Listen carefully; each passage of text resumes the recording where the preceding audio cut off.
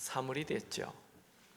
아주 날씨도 따뜻해지고 2018년 3월에 하나님의 큰 은혜가 여러분에게 임하게 되시기 바랍니다. 아멘. 네, 오늘부터 한 10주 정도 호세아서를 보게 됩니다. 오늘은 1장 회복을 원하시는 하나님이라는 제목으로 말씀을 나누겠습니다. 마사 에번스라는 10대 소녀가 있었습니다. 입 주위에 신경 조직이 잘못되어 수술을 받았는데 수술 도중 신경을 잘못 건드려서 그 어린 소녀의 입이 그만 비뚤어지고 말았습니다. 입이 비뚤어진 소녀는 친구를 만나는 것도 하지 않고 학교도 가지 않았습니다. 집에서도 거의 말을 하지 않았어요. 그녀는 점점 더 우울한 소녀가 되어갔습니다. 13번째 생일날 이 소녀 앞으로 선물이 하나 배달되었습니다.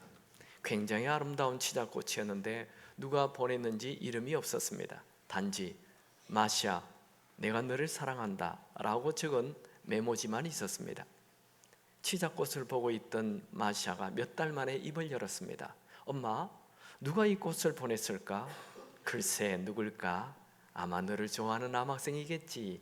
에이, 누가 나 같은 걸 좋아하겠어? 아니야, 너를 좋아하는 사람이 있을 거야. 그럴까? 정말 아무것도 아닌 것 같은 치자꽃 하나 때문에 마샤가 입을 열기 시작한 것입니다. 그 다음에 생일에도 치자꽃이 배달되었습니다. 마샤는 점점 더 밝아졌고 좋은 남자를 만나 결혼도 하게 되었습니다. 치자꽃은 마샤가 결혼할 때까지 계속 배달되었습니다. 그런데 결혼한 후에는 더 이상 꽃이 배달되지 않았습니다. 마샤의 어머니가 세상을 떠났기 때문이지요. 그제서야 마샤는 알게 되었습니다. 누가 그 꽃을 보냈는지. 꽃이 마샤의 인생을 바꾼 것은 아닙니다. 엄마의 변함없는 무조건적인 사랑이 마샤를 바꾸어 놓았던 것이지요. 여러분, 누군가가 나를 끊임없이 사랑하는 이가 있다는 확신이 들면 어떠한 어려움도 이길 수 있는 힘이 생깁니다. 오늘부터 우리는 호세아서를 보게 됩니다. 전 오래전부터 이 호세아서를 꼭 강해하고 싶었습니다. 왜냐하면 호세아서는 끈질긴 하나님의 사랑을 기록하고 있기 때문입니다. 가끔 우리는 정말 이 온 우주를 창조하신 그 하나님이 초라한 나를 사랑하실까? 라는 의문이 들 때가 많습니다. 이번 호세아서 말씀을 통해 하나님이 하나님의 자녀를 끝까지 사랑하는 그 사랑 속으로 여러분이 들어갈 수 있게 되기 바랍니다. 성경에는 크게 하나님이 우리를 사랑하는 러브 스토리가 두 가지 나옵니다. 첫 번째는 만왕의 왕이신 예수님이 초라한 인간을 위하여, 나를 위하여, 내 죄를 위하여 십자가에 죽으셨다는 것, 그것이 하나님의 러브 스토리예요. 두 번째 하나님의 러브 스토리는 이 호세아서에 기록되고 있습니다. 더럽고 추하게 살아가는 창녀 같은 고멜을 끝까지 사랑하는 호세아 선지자서의 이야기, 그 고멜이 바로 나입니다. 틈만 나면 하나님을 버리고 세상을 사랑하고 세상에 빠져가는 자. 호세아서는 철저히 타락한 백성이라 할지라도 끝까지 버리지 않고 회개할 수 있는 기회를 주심을 강조하고 있습니다. 호세아서는 총 14장으로 되어 있습니다. 1장에서 3장까지는 호세아 개인적인 일이고 4장에서 마지막 장까지는 하나님의 메시지를 전하고 있습니다. 먼저 이 호세아서의 시대적 배경을 한번 볼까요? 1장 1절입니다. 같이 읽죠. 우시아와 요담과 아하스와 히스기야가 이어 유다 왕이 된 시대, 곧 요아스의 아들 여로보암이 이스라엘 왕이 된 시대에 브엘의 아들 호세아에게 임한 여호와의 말씀이니라. 잠깐 여기서 우리는 한번 이스라엘의 과거를 한번 되돌아봅시다. 이스라엘은 다윗 그리고 솔로몬, 이 시대에 큰 나라가 확장이 되죠. 솔로몬 시대에 그 타락함으로 나라가 두 개로 쪼개져요.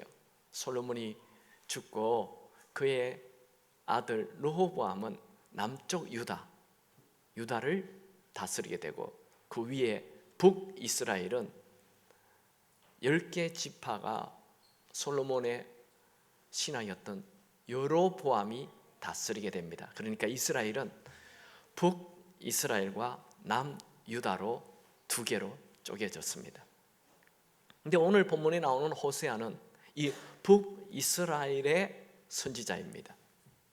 그런데 성경은 이 호세아를 소개할 때 호세아 시도 남쪽 유다의 왕들을 쭉 소개하고 있어요. 그 이유는 하나님의 관심이 유다에 있다, 이걸 표현하는 것입니다. 호세아가 활동할 때 남쪽 유다 왕이 우시야 왕, 요담, 아하스, 히스기야 왕이었고, 북쪽에는 요아스의 아들 여로보암 왕이었습니다. 이 여로보암 왕은 여로보암 2세로 불려집니다. 여로보암 2세는 BC 793년에서 753년까지 약 40년 동안 북이스라엘을 통치한 왕입니다. 이 여로보암 2세가 다스리는 시대는 이 북이스라엘의 최대 전성기예요. 가장 영토도 솔로몬 시대만큼 컸고 또 부유하였어요. 번성하였습니다. 그때 이 북이스라엘이 굉장히 부유하게 되니까 타락합니다. 세상의 쾌락에 빠지고 음란 이런 것에 빠지게 됩니다. 이 북이스라엘 나라는 이 나라 전체가 산마다, 아니 조금만 언덕 높기만 하면 그곳에 바알 신상, 아세라 신상을 세우고 우상 숭배를 하였습니다. 우리가 아는 대로 바알 신은 풍요의 신이고 아세라 신은 음란의 신이었습니다. 그러니까 북이스라엘 나라 전체가 이 음란한 그런 나라가 되고 말았습니다. 이제 호세아 1장 2절부터 계속 한번 보기 원합니다. 2절에서 9절까지는 회개를 촉구하는 하나님을 기록하고 있고, 1장 10절에서 2장 1절까지는 회복을 선언하시는 하나님이 기록됩니다. 첫 번째로 회개를 촉구하는 하나님 살펴보겠습니다.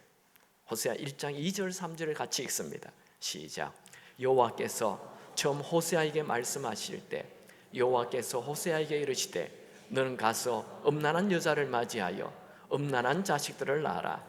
이 나라가 여호와를 떠나 크게 음란함이니라 하시니, 이에 그가 가서 디블라임의 딸 고멜을 맞이하였더니 고멜이 임신하여 아들을 낳으매, 하나님께서 북쪽 이스라엘의 선지자인 호세아에게 음란한 여자를 아내로 맞이하여 결혼하라 하였습니다.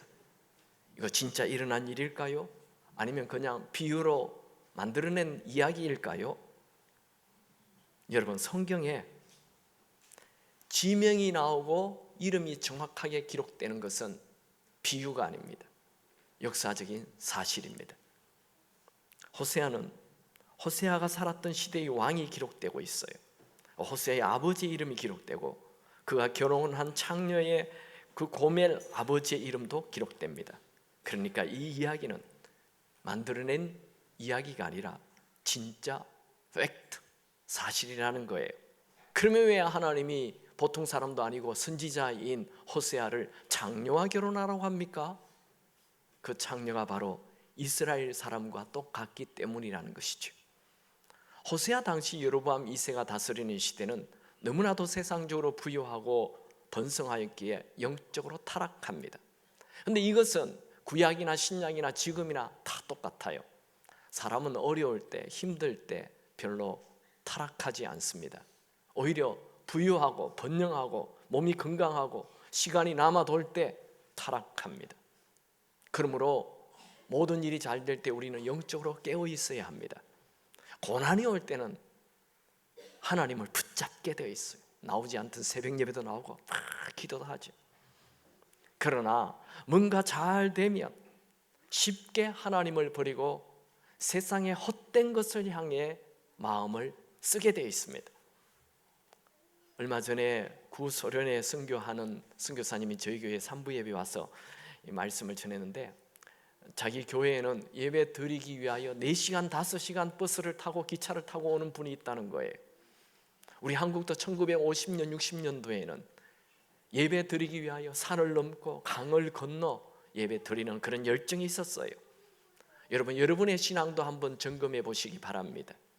혹시 뜨겁지도 차갑지도 않다면 영적인 경각심을 가지고 다시 뜨거워지시기 바랍니다.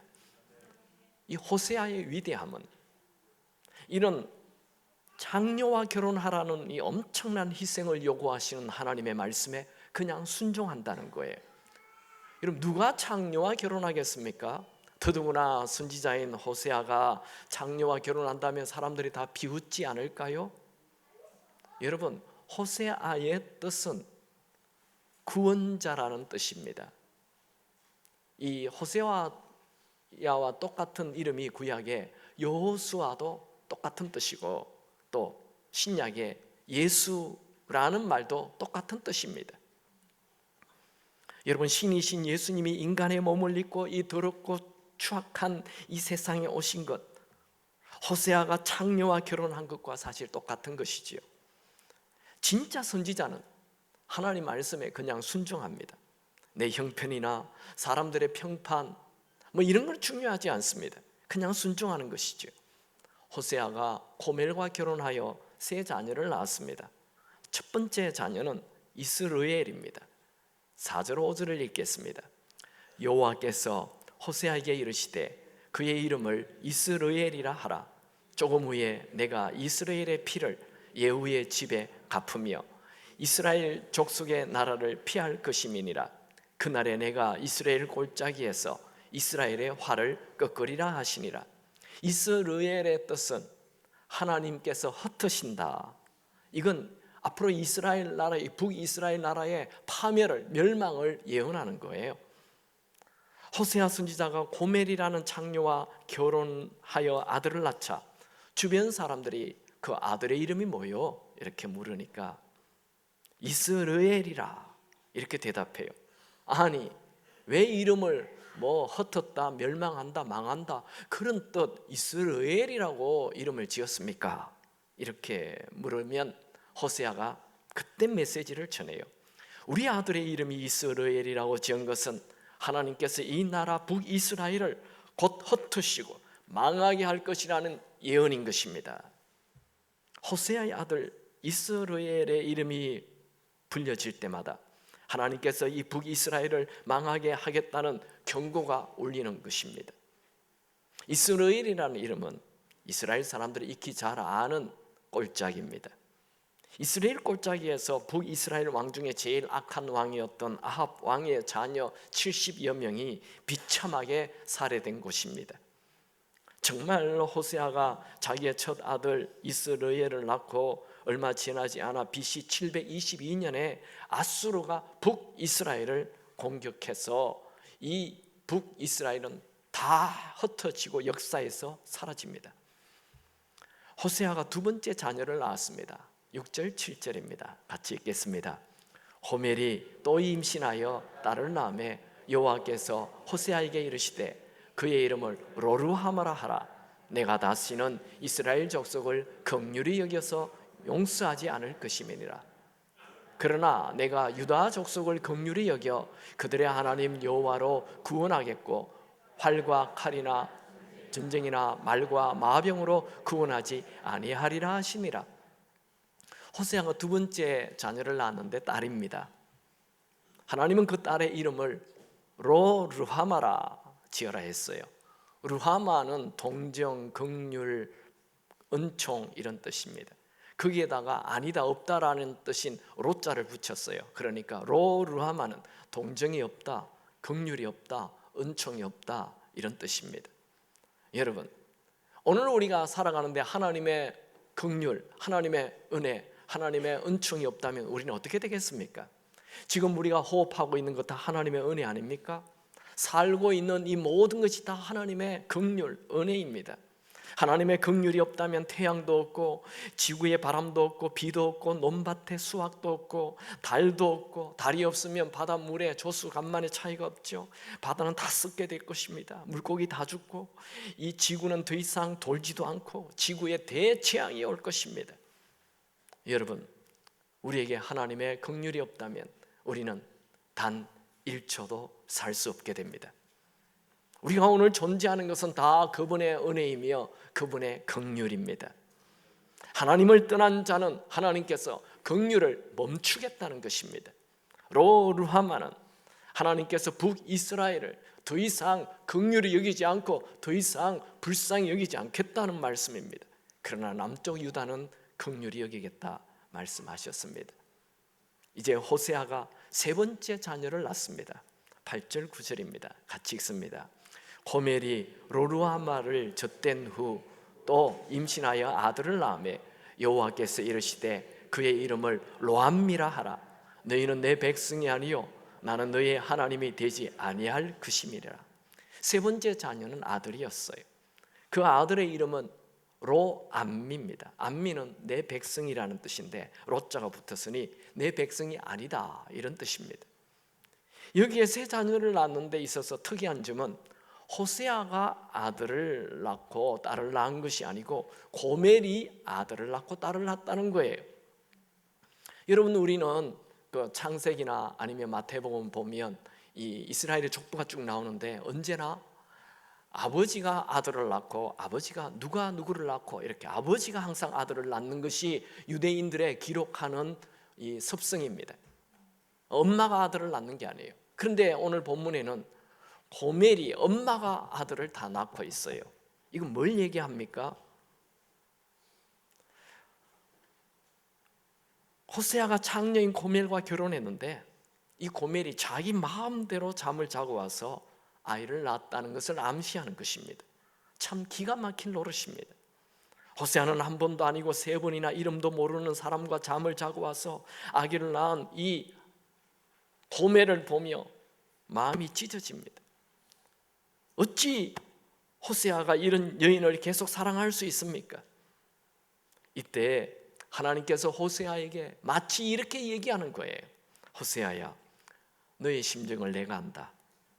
내가 바로 너의 심정과 같단다. 나는 너의 첫째 아들 이스라엘처럼 이스라엘 백성을 흩어버릴 것이다.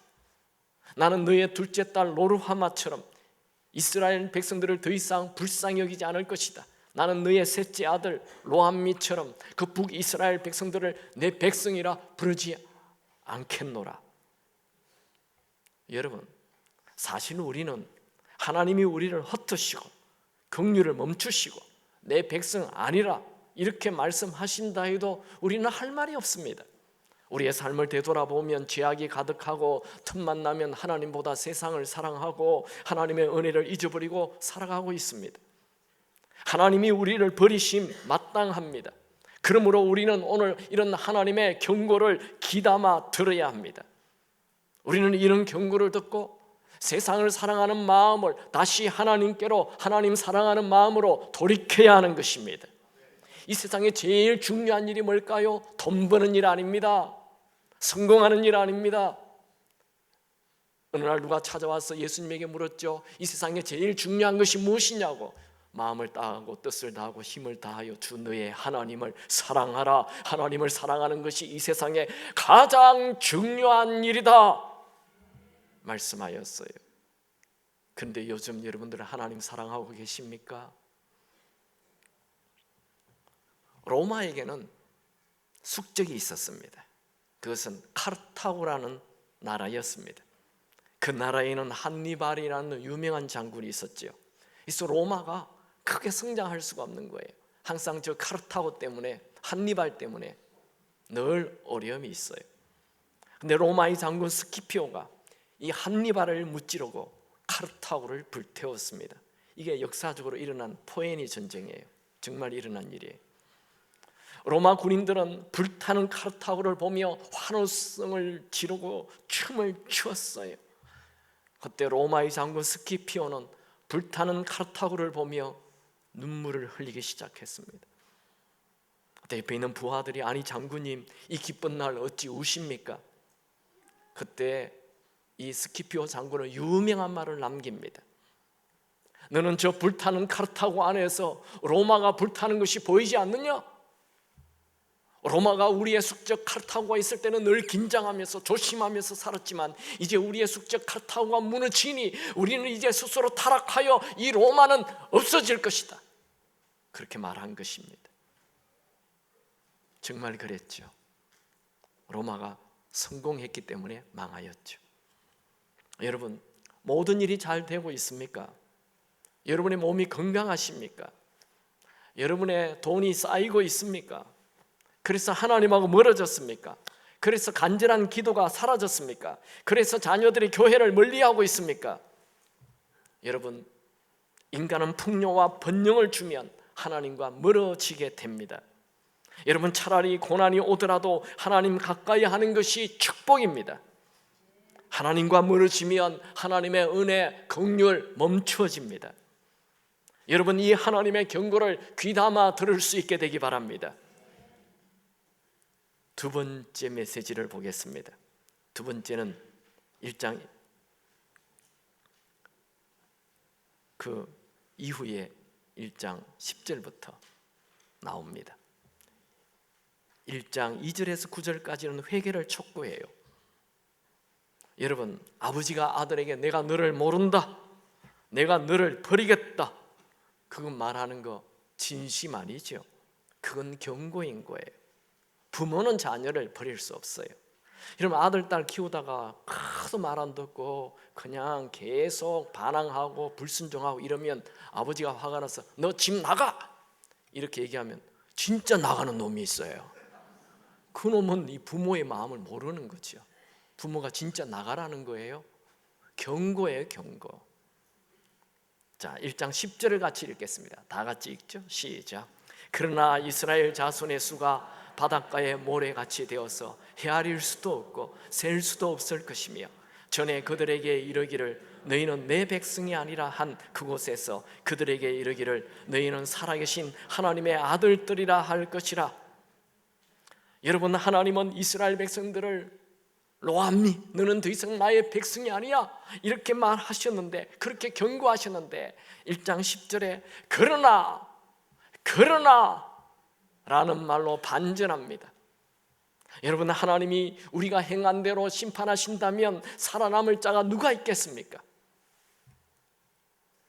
여러분, 호세아서가 만약 이스라엘 하나님이 흩으신다, 로루하마 하나님의 긍휼은 없다, 로암미 너는 내 백성이 아니다, 이렇게 끝난다면 어찌 호세아서가 되겠어요? 호세아라는 뜻은 구원자인데, 호세아서는 심판자가 아닙니다. 구원자입니다. 우리 하나님은 아브라함에게 언약한 대로 이스라엘 백성들을 바다의 모래알같이 헤아릴 수도 없이 셀 수도 없이 되게 해주겠다 약속하셨어요. 하나님은 우리에게 경고를 하시지만 다시 우리를 하나님의 아들들이라 하실 것입니다. 이것은 우리가 행동을 잘해서가 아니라 우리를 끈질기게 사랑하시는 하나님의 그분 자체의 성품인 것입니다. 여러분, 나를 이 땅에 보내신 분은 하나님이십니다. 나를 지으신 분이 하나님이십니다. 그러므로 하나님은 절대로 우리를 포기하지 않습니다. 하나님은 우리를 한번 사랑하시면 끝까지 사랑하십니다. 여러분, 호세아서 1장 10절에 줄을 치십시오. 특히 너희는 살아계신 하나님의 아들들이라 할 것이라. 이 말에 줄을 치시고, 아니 이 말을 아예 책상 앞에 서붙이십시오. 평생 이 말씀을 여러분 마음에 담으시기 바랍니다. 나는 살아계신 하나님의 아들이다. 나는 살아계신 하나님의 딸이다. 이 말씀이 마음에 있는 사람은 비록 실수했다 하더라도 다시 하나님께로 돌아올 것이고, 비록 어려운 일이 있다 하더라도 절망하지 않고 패배자로 살지 않고 다시 일어날 것입니다. 하나님은 이 그러나라는 말로 상황을 다시 바꾸어 놓습니다. 호세아의 첫 아들 이스라엘, 하나님이 흩으신다는 뜻인데 하나님은 이 이스라엘을 이스라엘로 바꾸십니다. 이스라엘의 뜻이 뭐죠? 기억나십니까? 그 야곱의 이름을 야복강에서 밤새도록 씨름하다가 그래서 하나님 이름 바꿔주잖아요. 그게 이스라엘이에요. 그 이스라엘의 뜻이 뭐라고요? 이는 그가 하나님과 싸워서 이겼음이니라. 이렇게 성경에 기록되어 있어요. 그러니까 이스라엘의 뜻은 하나님과 겨루어서 이겼다는 거예요. 그런데 요즘 이스라엘 사람들이 물어봐요. 이스라엘의 뜻이 뭡니까? 라고 물으면 그들은 하나님과 겨루어 이겼다 이렇게 말하지 않고 하나님의 왕자다, 이스라엘의 뜻은 하나님의 왕자다 이렇게 가르쳐줘요. 자기들이만 뜻을 바꿔버렸어요. 아니, 성경에 하나님과 겨루어 이겼음이니라 분명히 그렇게 나와 있는데 이스라엘의 뜻이 왜 하나님의 왕자로 이름의 뜻을 이스라엘 사람들 바꿨습니까? 여러분, 이번 명절에 여러분 자녀들하고 씨름해 봤습니까? 아들하고 씨름하죠. 아버지랑 아들이랑 씨름하면 누가 이깁니까? 몰라요? 아버지랑 아들이랑 씨름하면 누가 이깁니까? 아빠가 이긴다는 그 사람은 철이 없는 사람이에요. 누가 이깁니까? 아들이 이기죠. 아버지가 이렇게 막판에 져주잖아요. 누가 아버지를 이길 수 있습니까? 아들만 이기는 거예요. 누가 하나님과 싸워서 이길 수 있습니까? 하나님의 아들, 하나님의 왕자만 이길 수 있기 때문에 이스라엘의 이름의 뜻을 그들은 하나님의 왕자로 바꾼 것입니다. 여러분, 우리 하나님은 우리를 사랑하셔서 이스라엘 너를 흩으신다 해서, 아니 이스라엘 너는 나의 왕자다 이렇게 말씀하신다는 것입니다. 하나님은 여러분들이 하나님의 왕자, 하나님의 공주가 되길 원하십니다. 이것이 하나님의 진짜 속마음이십니다. 호세아의 둘째 딸은 로루하마죠. 내가 너를 더 이상 긍휼히 여기지 않겠다라는 자에서 이제 루하마, 내가 너를 긍휼히 여기겠다로 바꾸십니다. 셋째 아들의 이름은 로암미죠. 내가 너를 더 이상 내 백성 아니다 해서 로암미에서 암미로 바꿉니다. 이건 제 생각이 아니에요. 성경에 나와 있어요. 2장 1절 우리 같이 한번 읽어볼까요? 시작. 너희 형제에게는 암미라 하고 너희 자매에게는 루하마라 하라. 로자를 없애버려요. 지금도 하나님은 우리에게 호세아서를 통해 말씀하십니다. 내가 너를 흩어버리고 너에게 내 긍휼을 거두어버리고 너에게 근심과 고난을 주는 것, 이것은 내 본심이 아니라 내 본심은 너에게 긍휼을 베풀기를 원하고 너희를 내 자녀로 삼기를 원한다. 이게 하나님의 본심이십니다. 이런 말씀은 눈물의 선지자 예레미야도 똑같이 말씀하셨어요. 예레미야 예가 3장 32절 33절 같이 읽을까요? 시작. 그가 비록 근심하게 하시나 그의 풍부한 인자하심에 따라 긍휼히 여기실 것임이라. 주께서 인생으로 고생하게 하시며 근심하게 하심은 본심이 아니시로다. 하나님은 여러분이 하나님을 떠날 때 고통을 주고 아픔을 주는 것, 이거 하나님의 본심이 아니라는 것입니다. 하나님은 여러분이 풍성한 삶을 살기를 원하십니다. 하나님은 우리를 살리기를 원하십니다.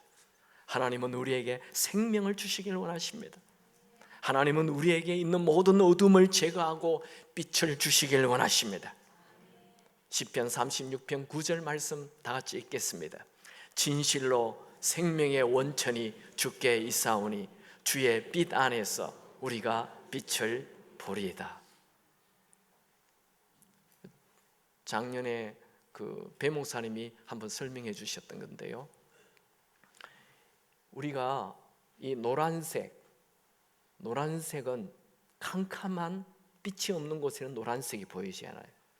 빨간색도 캄캄한 방 안에서는 보이지 않아요. 아름다운 꽃도 캄캄한 방 안에서는 그 아름다운 꽃 색깔이 보이지 않아요. 그런데 낮이 되어 햇볕이 들어오면 노란색이 노란색으로 보여요. 빨간색이 빨갛게 보여요. 이 빨간색이 빨갛게 보이려면 빛이 필요하다는 거예요. 빛이 들어와야 그 빨간색이 보인다는 거예요. 여러분, 우리 인생에는 하나님의 빛이 필요해요. 하나님의 빛이 들어와야 우리 인생의 아름다운 것이 다 아름답게 보이기 시작하는 거예요. 우리의 삶에 하나님의 빛이 들어오지 아니하면 아무리 많은 돈을 가지고 아무리 높은 지위를 가지고 아무리 건강이 좋다 해도 그 모든 행복이 보이지 않습니다. 여러분, 세상을 향해 가는 발길을 멈추고 하나님에게 나아가십시오. 하나님에게 진짜 참빛이 있습니다. 세상이 주는 불빛은 우리의 마음을 밝혀주지 않습니다. 오히려 어둠을 줄 뿐입니다. 여러분, 실패했습니까? 실패가 끝이 아닙니다. 하나님에게로 가십시오. 빛을 주실 것입니다. 여러분, 상처를 입었습니까? 상처가 끝이 아닙니다. 하나님에게 나아가십시오. 빛을 주실 것입니다. 여러분, 세상 사람들에게 위로를 받으려고 하지 마십시오. 상처만 받을 뿐입니다. 하나님에게로 가십시오. 그곳에 위로가 있고 긍휼이 있고 회복이 있고 참 빛이 있습니다. 여러분, 하나님은 우리에게 참 빛을 주시길 원하십니다. 이 호세아 1장은 위대한 말씀으로 마칩니다. 호세아 1장 11절 다 같이 보죠. 이에 유다 자손과 이스라엘 자손이 함께 모여 한 우두머리를 세우고 그 땅에서부터 올라오리니 이스라엘의 날이 클 것임이로다. 하나님은 지금 북이스라엘의 선지자인 호세아를 통해 남쪽 유다를 자꾸만 거론합니다. 1장 1절에서도 호세아를 소개할 때 남쪽 유다의 왕을 4명이나 소개하고 1장 7절에서는 유다는 긍휼히 여기겠다 말씀하시고 지금 11절에서도 유다 자손과 이스라엘 자손이 함께 한 우두머리를 세울 것이라 말씀하고 있습니다. 하나님이 자꾸만 지금 북쪽 이스라엘의 선지자인 호세아에게 남쪽 유다에 대하여 자꾸 말을 하는 것은 남쪽 유다에서 다윗의 혈통 메시아가 태어날 것이기 때문입니다. 그렇습니다. 하나님은 북이스라엘 회복을 말씀하시면서 미래에 유다와 이 북이스라엘 자손이 함께 모여 한 우두머리를 세우는 날이 올 것이라고 예언하고 있습니다. 그런데 실제로 북이스라엘이 이 솔로몬 이후 나누어진 이후 한 번도 남쪽 유다와 합해진 일이 역사적으로 없습니다. 이것은 앞으로 호세아서를 기록한 이후 700년 후에 오실 예수 그리스도를 통해 이방인들과 유대인들뿐만 아니라 세상 모든 사람들이 한 나라가 될 것을 예언하고 있는 것입니다. 하나님의 말씀은 그저 공중에 던져지는 공허한 소리가 아닙니다. 이 호세아가 예언한 이후 한 700년쯤에 예수님이 유대 땅에 태어나심으로 이 예언이 이루어지죠. 이게 한 두목이라는 말은 로시 에하드라는 히브리 말인데 이는 한 왕을 말합니다. 여러분, 우리 인생의 모든 방황은 예수님이 진정 내 주인이 될 때 그 방황이 사라지게 됩니다. 우리 인생의 모든 회복은 예수님이 내 인생의 진짜 왕이 될 때 이루어집니다. 여러분, 예수님을 왕으로 모시기 바랍니다. 그분이 왕이 되면 모든 시끄러운 것들이 다 조용해집니다. 그분이 왕이 되면 인생에 일어나는 모든 문제가 다 해결이 됩니다. 그분이 왕이 되면 모든 아픔이 치유가 됩니다. 그분이 왕이 되면 모든 고통이 회복됩니다. 왕이신 나의 하나님, 내가 주를 높이고 영원히 주의 이름을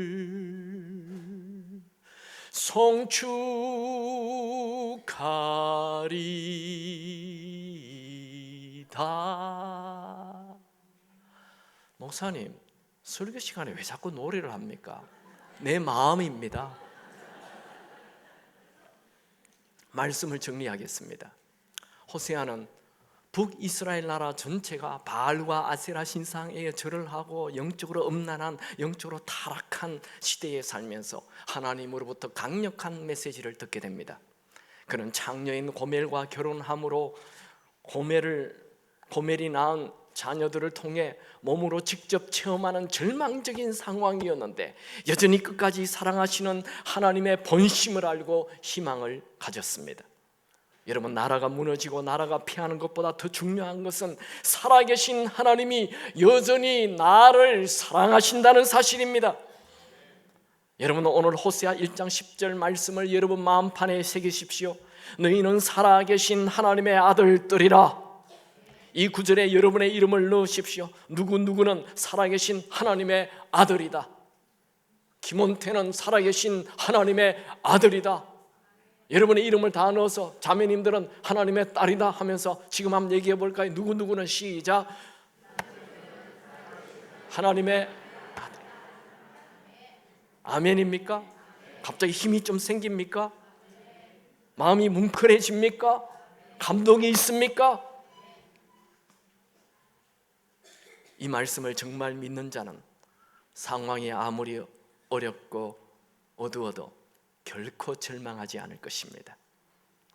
여러분, 이 지구상에 20억 정도의 크리스찬들이 있는데 그 중에서 우주의 주인이신 하나님이 나를 뜨겁게 사랑한다라고 믿고 있는 사람 몇 명이나 있을까요?